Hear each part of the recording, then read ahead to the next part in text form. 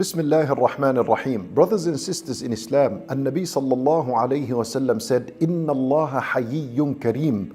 Allah Azza wa Jal is shy, a shyness that befits His greatness and majesty. Kareem, He is generous, the most generous.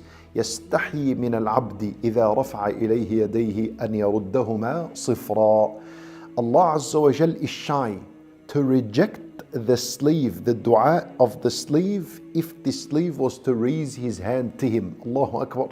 And so we learn that if you were to raise your hand while making dua, then Allah is shy to reject this dua. Why?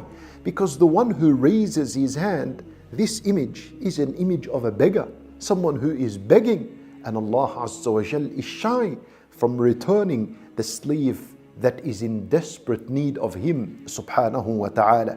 And when raising your hands in a dua, there are two common ways. Number one, you bring all your fingers and your hand together, and the palm of the hand is facing your face like this.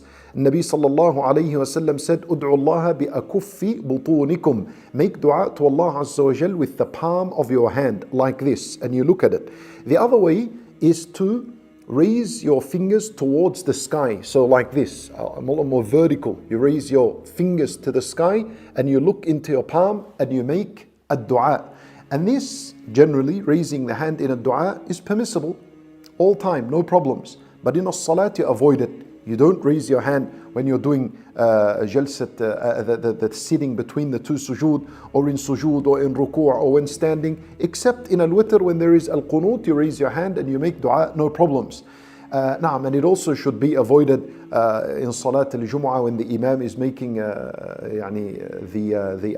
dua at the end of the khutbah, and it's avoided in tawaf and in sa'i. You don't do this. But in all other times, you raise your hand and you make dua. And understand, brothers and sisters in Islam, that the one who raises his hand to the creation of Allah, that is a humiliation.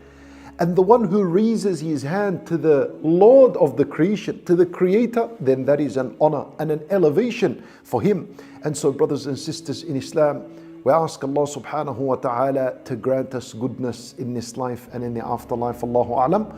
وصلى الله وسلم وبارك على نبينا محمد وعلى آله وصحبه أجمعين.